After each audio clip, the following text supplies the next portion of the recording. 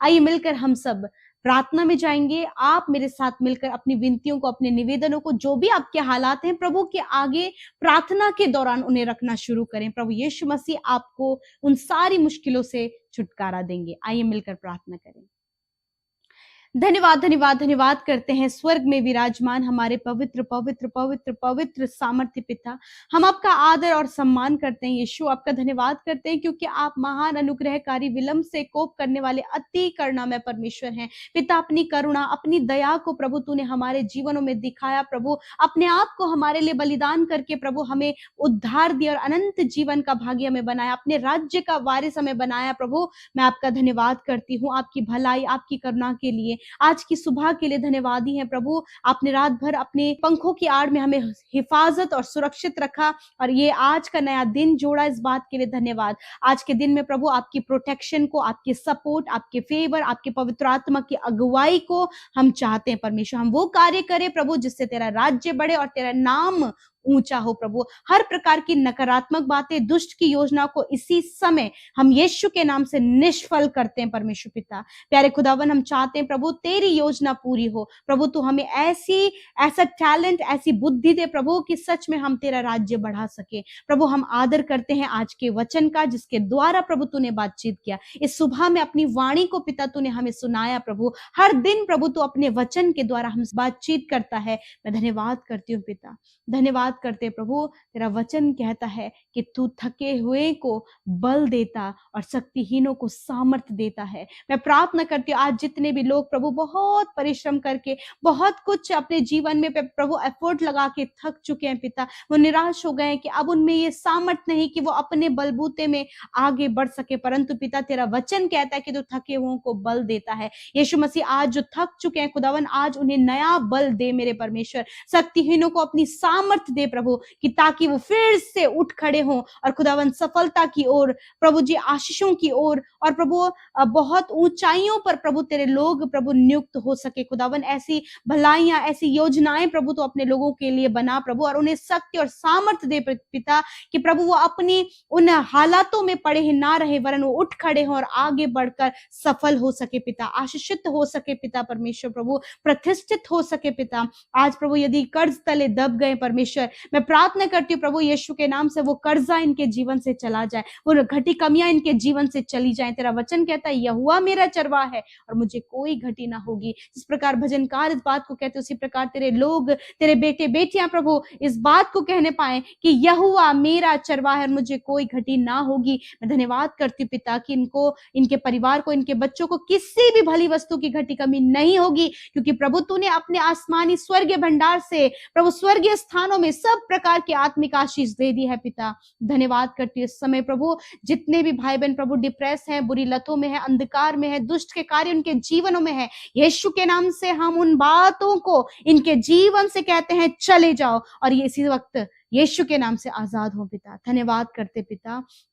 प्यारे परमेश्वर पिता, इस समय जो भी बीमारियां, कैंसर है, पैरालाइज है, या फिर कोई भी गंभीर रोग इन्हें लगा है प्रभु, जैसे डॉक्टरों ने इन्हें जवाब दे दिया प्रभु, यीशु के नाम से हर प्रकार की गंभीर बीमारी, कैंसर, पैरालाइज, ट्यूमर, अल्सर, हर प्रकार के प्रभु किडनी में प्रॉब्लम, लिवर, स्टमक में, हार्ट में प्रॉब्लम, कोलेस्ट्रॉल का बढ़ना, शुगर, बीपी का बढ़ना, यीशु के नाम से ये सारी बीमारियों को कहते हैं जाओ इनके शरीर को छोड़कर इसी वक्त यीशु के नाम से। यदि प्रभु इन्हें बार बार चक्कर आते हैं प्रभु जी पिता, ये बेहोश हो जाते हैं पिता परमेश्वर, या फिर कहीं शरीर में कोई घाव बना है उससे पस निकल रहा है परमेश्वर पिता, इसी वक्त इन सारी तकलीफ को कहते हैं यीशु के नाम से चले जाओ। तेरा वचन कहता है मैं तेरा इलाज करके तेरे घाव को चंगा करूंगा, मैं ही तेरा चंगा करने वाला परमेश्वर हूं। मैं धन्यवाद करती हूँ तेरे वचन के लिए कि तू अपने वचन के लिए विश्वास योग्य है पिता। धन्यवाद, तूने इन भाई बहनों को, इन बुजुर्गों को, नौजवानों को, छोटे बच्चों को आपने चंगा किया प्रभु। जिन्हें जॉन्डिस हो गया है प्रभु, टाइफाइड हो गया परमेश्वर पिता, प्रभु जी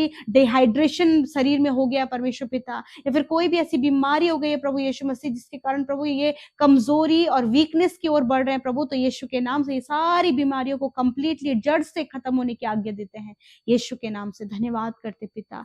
प्यारे प्रभु जी, मैं प्रार्थना करती हूँ जो देख नहीं सकते, बोल नहीं सकते, सुन नहीं सकते, चल फिर नहीं सकते, यीशु के नाम से प्रभु हम उनको के नाम से हम चंगा होने की और काम करने की आज्ञा देते हैं यीशु के नाम से।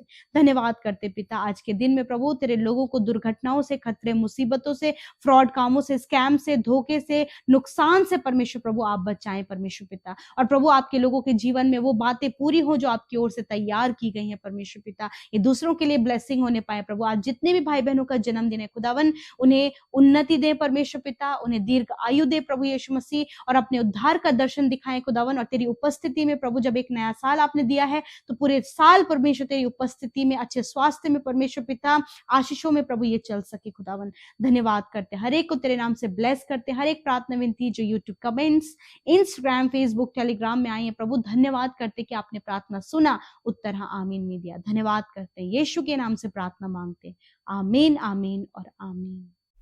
तो मैं उम्मीद करता हूँ कि आपने प्रार्थना के द्वारा आशीष को ग्रहण किया होगा।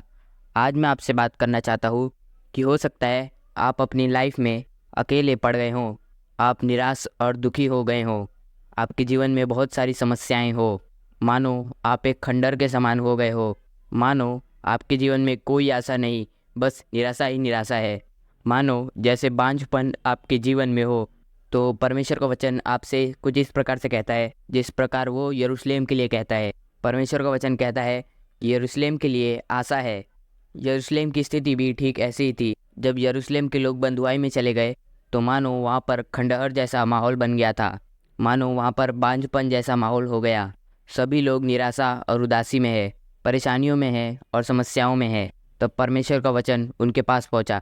यशायाह की किताब उसका 51 अध्याय और 2 पद, जहाँ पर लिखा है, अपने मूल पुरुष अब्राहम और अपनी माता सारा पर ध्यान करो। जब वह अकेला था तब ही से मैंने उसे बुलाया और आशीष दी और बढ़ा दिया।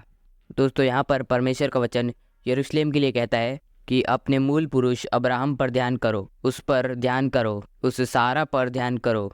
जब मैंने उन्हें बुलाया तो वह अकेले थे। यदि आप एक पद से बढ़ेंगे तो लिखा है, हे यहोवा पे भरोसा रखने वाले लोगों, हे यहोवा के ढूंढने वाले लोगों, तुम अपने मूल पुरुष अब्राहम पर ध्यान करो, क्योंकि जब मैंने उन्हें बुलाया तब वे अकेले थे। दूसरे शब्दों में, जब मैंने उन्हें बुलाया तब उनके जीवन में बांझपन था। जब मैंने उन्हें बुलाया तो वे निराशा में थे, वे चिंता और परेशानी में थे।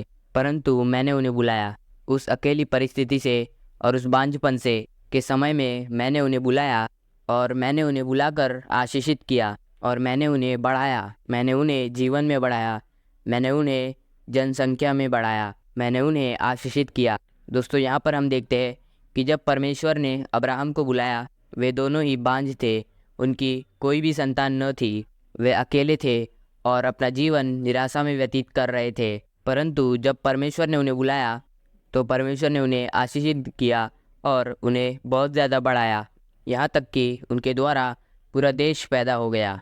दोस्तों, इसी प्रकार से परमेश्वर का वचन आपसे भी कहता है, हो सकता है आप भी समस्या में हो, निराशा में हो, परेशानियों में हो, या फिर आप भी अकेले हो, या फिर आप बांझपन जैसा महसूस कर रहे हो। तो परमेश्वर का वचन आपसे कहता है कि परमेश्वर ने आपको बुलाया है। इसका मतलब ही यही है कि परमेश्वर ने आपको चुना है। और ठीक उसी प्रकार से जिस प्रकार से परमेश्वर ने अब्राहम के जीवन को आशीषित किया, अब्राहम को आशीषित किया, उसकी समस्याओं को दूर करके उसके जीवन को आशीषित किया, उसी प्रकार से प्रभु आपको भी आशीषित करेगा और आपको भी आगे बढ़ाएगा। जीवन के हर एक क्षेत्र में प्रभु आपको आगे बढ़ाएगा। इसलिए आपको निराश होने की आवश्यकता नहीं है। आपको ध्यान करना है अब्राहम और सारा के ऊपर। तब हमारा परमेश्वर उस दंपत्ति को जो बांझ, उनको आशीष दे सकता है, उनको इतनी आशीष दे सकता है कि जिससे पूरा देश पैदा हो जाए। तो वो आपकी भी परिस्थिति को बदल सकता है। परमेश्वर आपके भी द्वारा आश्चर्य कर्मों को कर सकता है। आपके जीवन की उस समस्या को, बांझपन को परमेश्वर दूर कर सकता है और आपके जीवन को आशीषित कर सकता है। आपको इस बात पर भरोसा रखना है।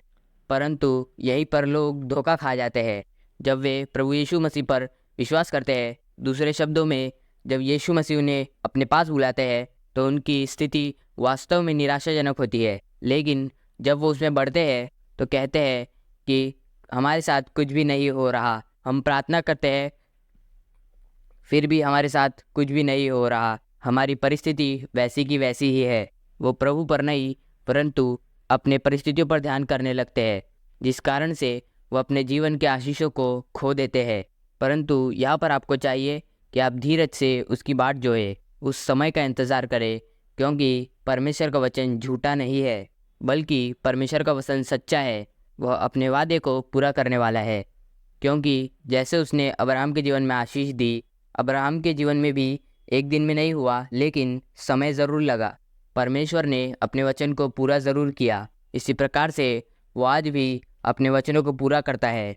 अगर आपको लग रहा है कि आपके जीवन में कुछ नहीं हो रहा, तो मैं आपसे कहूँगा कि यदि आप धीरज रखेंगे, आप उसकी बाट जोहेंगे, तो बहुत जल्द आप प्रभु के आश्चर्य कर्मों को अपने जीवन में देखेंगे। उन आशीषों को जो अब्राहम ने देखी, आप अपने जीवन में भी देखेंगे। उस सफलता को, उस आगे बढ़ने को आप अपने जीवन में देखोगे। इसलिए आपको निराश होने की आवश्यकता नहीं है। आपको इस गवाही पर जो अब्राहम और सारा की है, उस पर ध्यान करने की आवश्यकता है कि जब मेरा प्रभु इनको आशीषित कर सकता है, तो मेरा प्रभु मुझे भी आशीषित कर सकता है, मेरी निराशा को भी दूर कर सकता है और मेरी चिंता को भी दूर कर सकता है, मेरी बीमारी को भी दूर कर सकता है। और यदि आप इस प्रकार का विश्वास रखेंगे, तो निश्चय प्रभु आपकी समस्याओं को भी दूर करेंगे। जिस प्रकार से परमेश्वर का वचन यरूशलेम के लिए आज कह रहा है कि तू उन बातों पर ध्यान दे, इसी प्रकार से आप भी दोस्तों इस बात पर ध्यान दे, निराशा की ओर न देखें बल्कि प्रभु की ओर देखेंगे। प्रभु आपके जीवन में आश्चर्य कर्मों को करेगा। तो मैं उम्मीद करता हूँ कि आप समझ गए होंगे कि आपके जीवन में अगर ऐसी परिस्थिति है तो आपको क्या करना चाहिए। मैं आपसे फिर मिलूँगा अगले वीडियो में। तब तक परमेश्वर आपको आपके जीवन में आगे बढ़ाते रहे और आपको खुश रखे। जय मसीह की।